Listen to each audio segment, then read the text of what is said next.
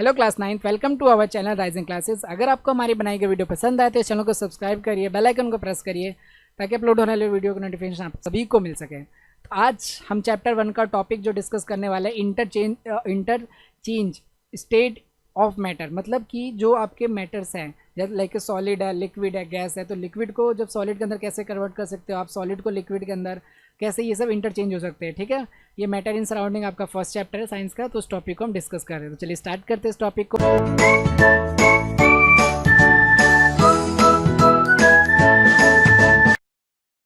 तो सबसे पहले अगर आप किस चीज़ को चेंज कर सकते हो, ठीक है, change in state of matter, मतलब कि आपकी जो भी मैटर है उनकी स्टेट के अंदर किस तरह से चेंज कर सकते हैं। तो देखो स्टूडेंट, दो फैक्टर है जिनसे हम अपने मैटर की स्टेट को चेंज कर सकते हैं।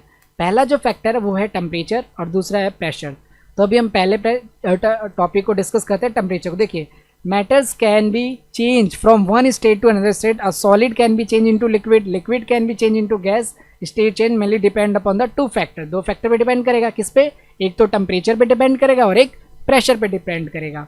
तो सबसे पहले देखिए मेल्टिंग और बॉइलिंग पॉइंट को एक बार समझ लेते हैं। देखिए मेल्टिंग पॉइंट क्या होता है स्टूडेंट, कोई भी चीज़ जिस टेम्परेचर पे, ध्यान से, कोई भी चीज़ जिस टेम्परेचर पे सॉलिड से लिक्विड में कन्वर्ट हो जाती है ना, उससे हम क्या कहते हैं? मेल्टिंग पॉइंट कहते हैं।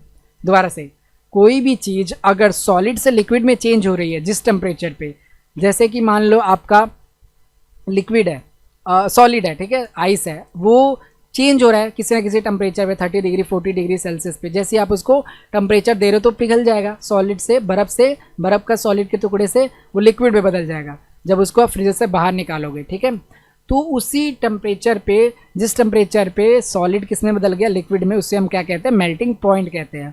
अब देखिए, हर एक टेम्परेचर का, हर एक मतलब सब्सटेंस का, मैटर का अलग अलग मेल्टिंग पॉइंट होगा। सिंपल सी बात करते हैं, जैसे प्लास्टिक है, प्लास्टिक जल्दी गल सकता है, जल्दी, तो उसका मेल्टिंग पॉइंट क्या है? कम है। लेकिन इस तरीके से आयरन है, लोहा है, उसको भी गलाया जा सकता है कितने हाई टेम्परेचर पे, तो उसका मेल्टिंग पॉइंट अलग है, लोहे का मेल्टिंग पॉइंट है अलग, और प्लास्टिक का अपना मेल्टिंग पॉइंट है। तो हर चीज़ का अपना एक मेल्टिंग पॉइंट होता है, ठीक है, जिसपे वो चीज़ क्या होती है? सॉलिड से लिक्विड में कन्वर्ट हो जाती है, पिघल जाती है। ठीक है, हाई मेल्टिंग पॉइंट।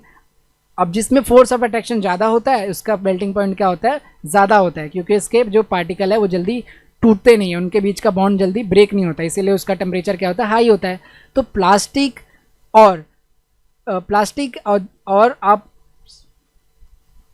प्लास्टिक और लोहे में, इन दोनों में से किसका मेल्टिंग पॉइंट ज़्यादा होगा? आप मुझे कमेंट बॉक्स में बता सकते हो।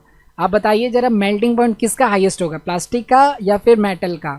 ठीक है, इन दोनों में से किसका हाई मेल्टिंग पॉइंट होगा? ठीक है, ये आप मुझे कमेंट बॉक्स में बताओगे। उसके बाद देखते हैं बॉइलिंग पॉइंट। देखिए बॉइलिंग पॉइंट क्या होता है? जब भी कोई लिक्विड की चीज़ गैस में कन्वर्ट हो जाती है। बॉइलिंग पॉइंट क्या होता है? जब भी कोई चीज़ लिक्विड की किस में कन्वर्ट होती है? गैस में, उससे हम क्या कहते हैं? Boiling point. जैसे कि मान लीजिए आप पानी उबाल रहे हो और किसी एक टेम्परेचर पे वो पानी भाप बन के उड़ जाए, वेपर हो जाए, वेपराइजेशन हो जाए, तो उसे हम क्या बोलेंगे?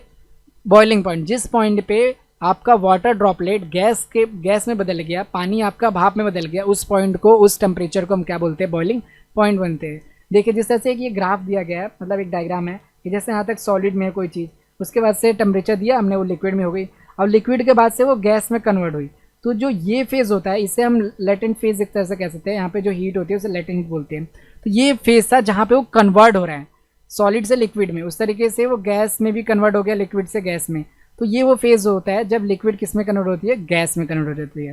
ठीक है, अब जो सॉलिड में जब पार्टिकल थे वो पास थे, अब हमने टेम्परेचर दिया, अब टेम्परेचर देते ही क्या आ गई? उनके अंदर काइनेटिक एनर्जी आ गई। अब काइनेटिक एनर्जी आ गई तो वो उड़ना चालू कर दिए, और हमने टेम्परेचर दिया और देखो यहाँ पे उड़ने लग गए। तो इस तरीके से होता है, क्योंकि टेम्परेचर जब हम देते हैं ना तो उनकी बॉन्ड्स क्या होते हैं? ब्रेक होने लगते हैं। जैसे मान लो ये है आपके सॉलिड के पार्टिकल्स, ठीक है, इनमें बहुत अच्छी बॉन्डिंग है। अब आपने यहाँ से क्या दे दी? हीट दे दी, यहाँ से आप नीचे से हीट दो, अब ये क्या हो जाएंगे? ब्रेक हो जाएंगे। क्या हो जाते हैं? ब्रेक हो जाते हैं। अब टेम्परेचर किस तरह से इफेक्ट करता है, हम उस चीज़ को समझ रहे हैं स्टूडेंट। अब इनके ब्रेक हो गए बॉन्ड्स, तो इनके बीच में दूरी आ गई, फिर और आप फोर्स दोगे तो ये लिक्विड में कन्वर्ट हो गए, आप क्या हो जाएंगे? और गैस में कन्वर्ट हो जाएंगे, और इसको टेम्परेचर दे दो, फिर और दूरी आ गई। तो ये हो गया ना, देखो सॉलिड के पार्टिकल पास होते हैं, लिक्विड के पार्टिकल थोड़े दूर होते हैं, उनमें थोड़ा स्पेस होता है, और गैस के पार्टिकल में बहुत ज़्यादा स्पेस होता है। तो सॉलिड से लिक्विड गैस में कन्वर्ट हो गया। क्यों? क्योंकि जब हम टेम्परेचर देते हैं तो उनका जो बॉन्ड होता है ना वो ब्रेक होने लगता है, इससे वो सॉलिड से लिक्विड, लिक्विड से गैस, इस तरह से कन्वर्ट हो जाते हैं।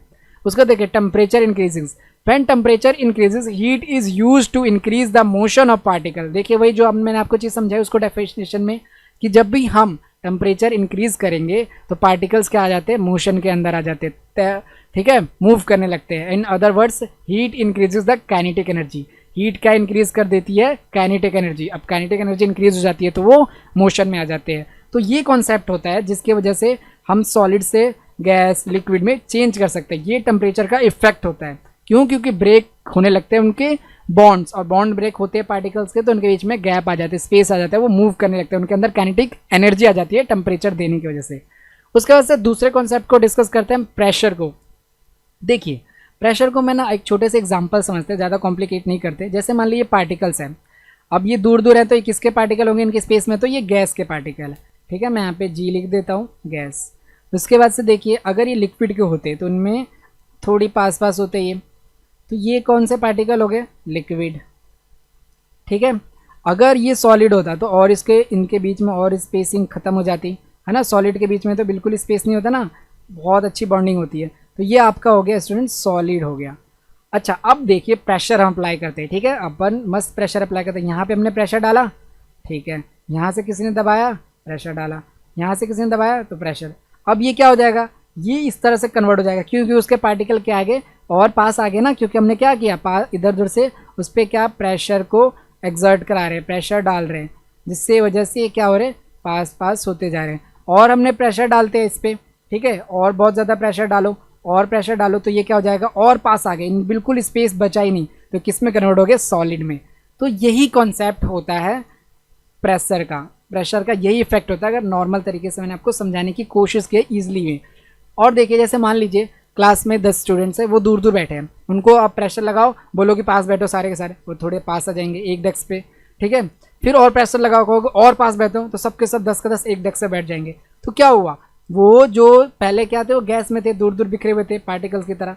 फिर थोड़ा प्रेशर लगाया आपने तो और करीब आगे आगे आगे सारे, फिर और प्रेशर लगाया तो एक डेस्क पे आ गए। तो इसी तरीके से प्रेशर काम करता है, ठीक है। अच्छा प्रेशर का देख लेते हैं।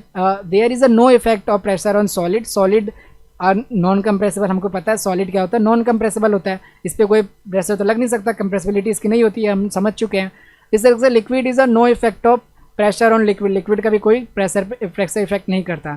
लेकिन volume of gas decreases with increasing the pressure. लेकिन जब आप गैस अप्लाई करोगे ना, गैस पे प्रेशर अप्लाई करोगे तो उसका वॉल्यूम क्या होता है स्टूडेंट, डिक्रीज कर जाता है, वो और पास आ जाता है। देखो पहले इधर घूम रहे थे ये, इससे हमने प्रेशर अप्लाई कर दिया तो उसका वॉल्यूम क्या हो गया, कम हो गया, लेकिन प्रेशर क्या हो गया, हाई हो गया। तो इस तरह से इफेक्ट करता है प्रेशर और टेम्परेचर चेंज करने में। उसके बाद से देखिए जो नेमिंग होती है, किस तरह से हम नाम रख सकते हैं कि किस प्रोसेस को हम क्या बोलते हैं बेसिकली।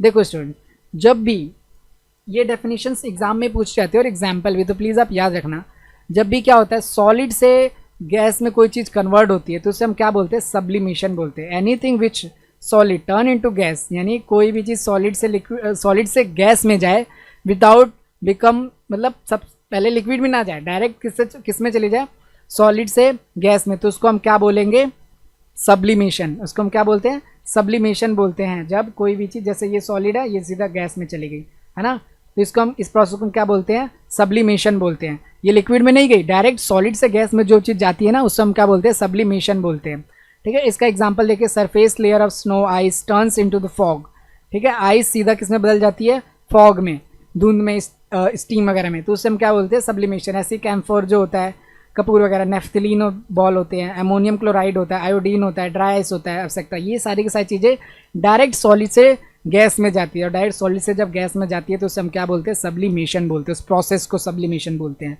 देखिए कंडेंसेशन क्या होता है, कंडेंसेशन होता है change of physical state matter from gas phase into liquid. सीधा गैस से लिक्विड में चले जाना, ठीक है। भाप सीधा पानी अगर बन जाता है तो उससे हम क्या बोलते हैं, कंडेंसेशन बोलते हैं। एग्जाम्पल देखिए, क्लाउड जो होते हैं वो क्या है, एक तरह से गैस है, लेकिन जब बारिश होती है तो वो क्या होता है, लिक्विड की फॉर्म में आ जाते हैं ना, तो एक कंडेंसेशन का अच्छा एग्जाम्पल है। उस तरीके से warmer air contact into contact with the cooler air dust particles.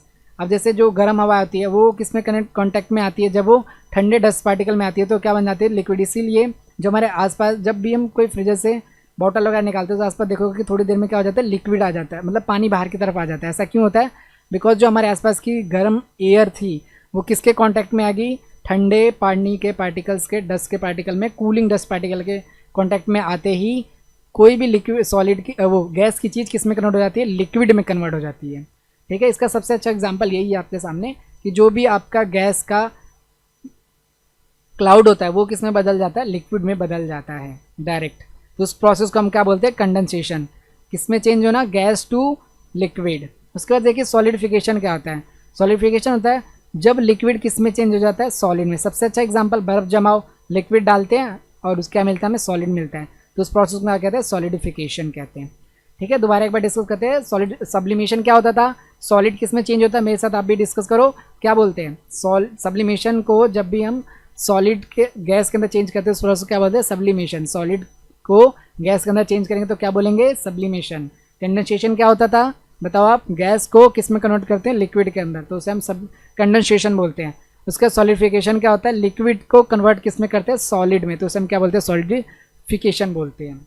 उसके बाद देखिए डिपॉजिट, डिपॉजिट बोल सकते हो, इसका एक दूसरा नाम भी होता है, आप वो भी बोल सकते हैं। देखिए ये क्या होता है, दूसरा नाम क्या है, सब्लिमेशन ही है।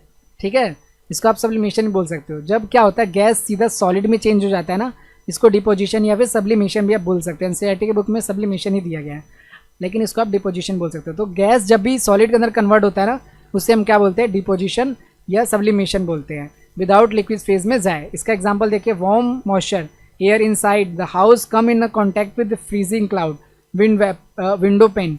ठीक है, जैसे कि देखो इसमें एग्जाम्पल्स जैसे कि नॉर्मल वाटर, देखिए water vapours in the air change in the tiny ice crystal.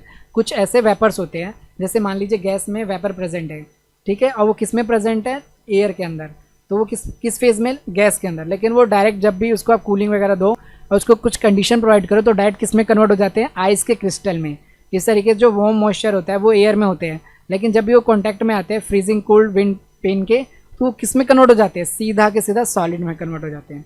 ठीक है, तो जब भी गैस किस में कन्वर्ट हो जाती है, सॉलिड में, तो हम क्या बोलते हैं, सब्लिमेशन या फिर डिपोजिशन। इवेपोरेशन, इवेपोरेशन आप बहुत आसानी से अच्छे से जानते होंगे, पानी को उबालना ही इवेपोरेशन का एक अच्छा एग्जांपल है। जैसे कि आप लिक्विड को किस में कन्वर्ट करते हो, गैस में, तो उसे हम क्या बोलते हैं, इवेपोरेशन बोलते हैं। ठीक है, उसका देखिए मेल्टिंग क्या होती है। मेल्टिंग जस्ट लाइक कि कोई भी चीज़ पिघल जाए, सॉलिड से लिक्विड में जब कोई चीज़ कन्वर्ट होती है उस प्रोसेस को हम क्या बोलते हैं, मेल्टिंग बोल सकते हैं। ठीक है, या फिर फ्यूज़न भी बोल सकते हैं। तो मेल्टिंग क्या है, हमारी कोई भी चीज़ सॉलिड से लिक्विड में कन्वर्ट हो जाए। जैसे कि आइस है, वो क्या होगी, थोड़ी देर के लिए बाहर रखो और ज़्यादा हाई थोड़े टेम्परेचर पे रखोगे तो किस में मेल्ट हो जाएगी, लिक्विड में मेल्ट हो जाएगी। तो मेल्टिंग क्या प्रोसेस है, सीधा सीधा बर्फ़ का पिघल जाना इज़ अ मेल्टिंग। ठीक है, तो ये आपके टॉपिक से dear student, thank you so much. अगर आपको हमारी वीडियो पसंद आई हो तो प्लीज़ चैनल को सब्सक्राइब कर लीजिएगा ताकि हम नेक्स्ट वीडियो मिल सके, और बेल आइकन को प्रेस करिए। Thank you so much.